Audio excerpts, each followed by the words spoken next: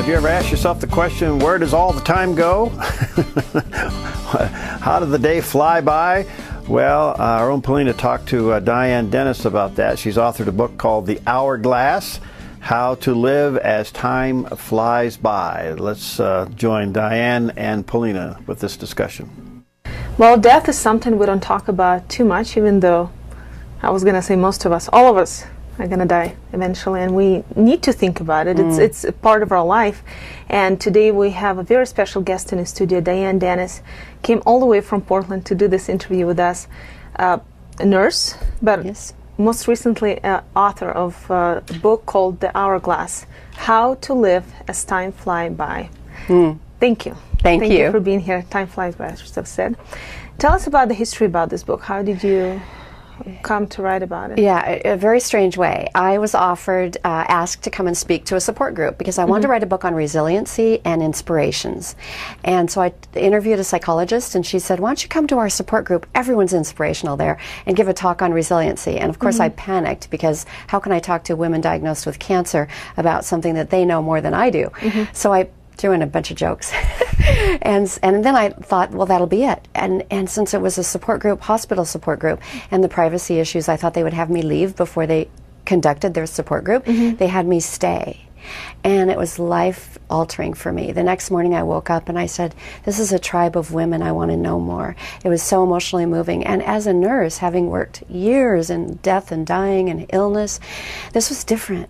These were people telling the truth, non-competition, all of the barriers out of the way, talking about the most important thing, is their life. Wow. With each other. So by listening about, tell us, what were their fears? What were the concerns of the women who knew they're gonna die sooner than they thought they would, that there was this cancer that was getting them closer to death? Yes. What was their fears? The first thing is facing mortality. We don't face our mortality in this culture. And when you face because death is a scary thing, and when you face your mortality, all of a sudden your priorities change and your life changes. So their fears were, I might die soon. I don't want to leave my family. I want to be with them more. They all of a sudden, all of their priorities changed, and what they wanted to do most wasn't accumulate things or meet business goals. It was develop more emotionally intimate relationships. And I thought, oh my gosh, if we could all do that before we're diagnosed with a disease, that, you know, if we could look at life as if we're facing our mortality every day. That's why I named it The Hourglass. Now, these women, they were in a support group, so it was a closed setting. They felt confidential, and then they shared something that they probably haven't shared with maybe even their loved ones. Even their husbands. This is a disease that only affects women, and almost every one of them were married. And we're talking about ovarian cancer. Ovarian cancer, yeah. And so it was scary to talk about dying with somebody that doesn't want to lose you and that you don't want to say goodbye to. So they were in the support group talking about things they couldn't even, they felt restricted. They didn't want to cause their own family fear, so they were putting on, you know, a happy face and having hope, because there's always hope until the end. That you're going to, not everyone dies from cancer. Did some of those women hide their disease from their husbands? Good question. One did, and it was very traumatic because she hadn't prepared her family, and she was very matriarchal. She, you know, kind of ran the family business with her husband, and since she didn't share with them what she was going through, and she didn't seek treatment, her disease progressed very quickly, and her family was very distraught and upset, and I spent a lot of time in the hospital with all of them. Wow. I would think, you've been a nurse, and you've probably faced cases when there were men and women dying. I would think that when a woman dies, probably some of the concerns she would have was, how is my family going to be without me? How they're going to survive? Who's going to cook meals? You know, all those everyday things that most women do. Have you noticed that men and women face death differently? That's a good question. I think there's a pattern, and we had a hospice nurse come in and talk about dying, and that was very painful. And the process, if you're dying of a disease rather than something getting hit by a bus or something, the process has certain characteristics like the birthing process. you have hope and you fight it. And of course, with medical technology, there's lots of ways to fight it. And most cancers end up being chronic illnesses, not terminal diseases these days, which is awesome. But as their body starts to shut down and they start to see the reality, and maybe the doctors tell them there's nothing else we can do, then they shift.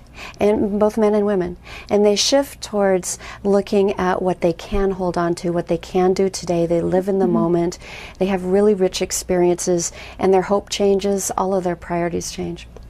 As far as the family members concerned, because when you think about terminally ill people, and especially those in the hospital, they get visitations, people come pray over them, people make their meals. I mean, they don't seem lonely, and yet in your book, I saw that a lot of those women said that they were lonely. So there seems to be some kind of a disconnect, as if we have communication, but it's not the quality communication. Is that the case? I think everyone puts on a happy face. Like if you take a meal to someone who has cancer, you know, you're kind of afraid to ask what stage you're in or how it's going.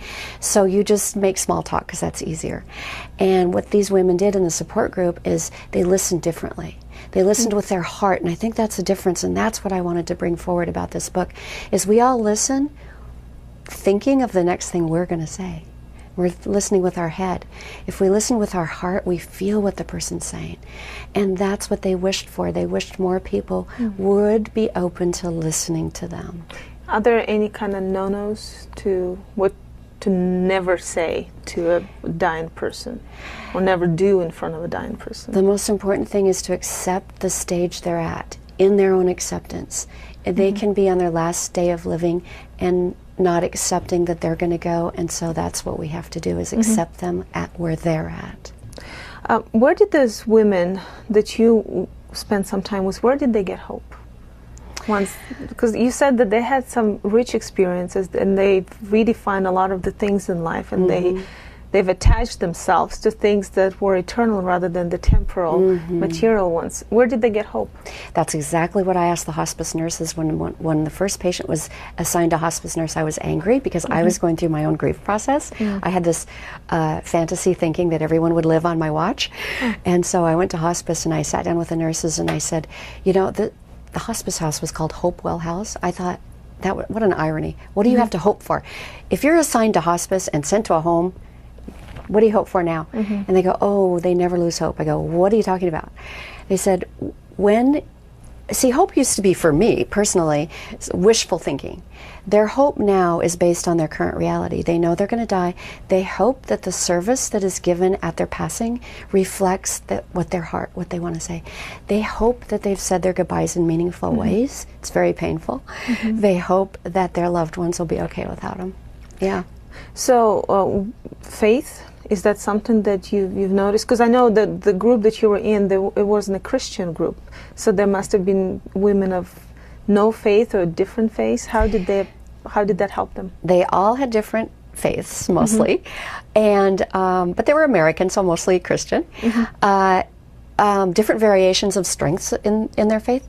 But what I noticed is, as each of them were getting closer to dying, the things that don't matter of the ego, purchases, goals, possessions, slipped away. Even things that they had held tightly onto, slipped away, and their faith there was an opening. And in that space, their faith got stronger. Whatever their faith was got stronger.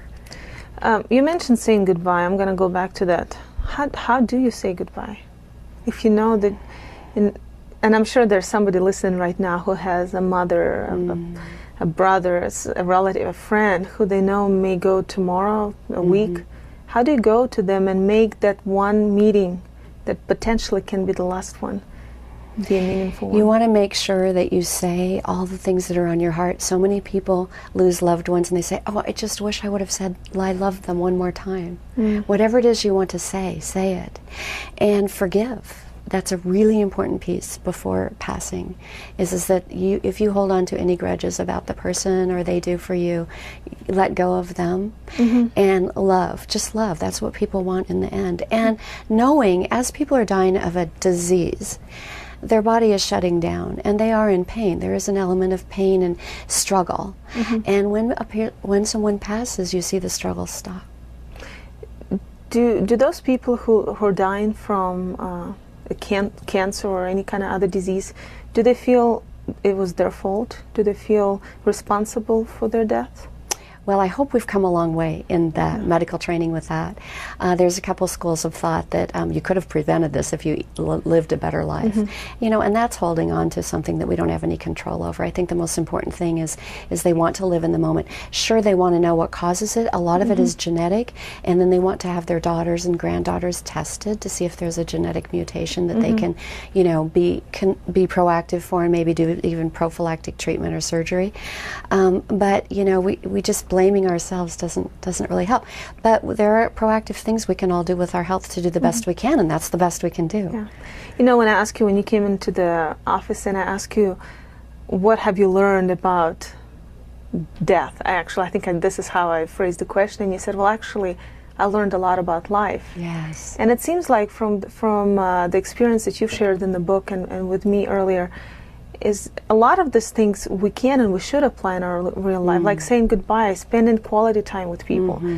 So as we wrap up this interview, what would be your message to those who are facing death, who are facing losing their loved ones, or even just the listeners that want to connect to the loved ones? What would be your message today? I would say live in the moment. That's all we have. All of us live in the future. Future worries, future anxiety, future stress. What are we going to do?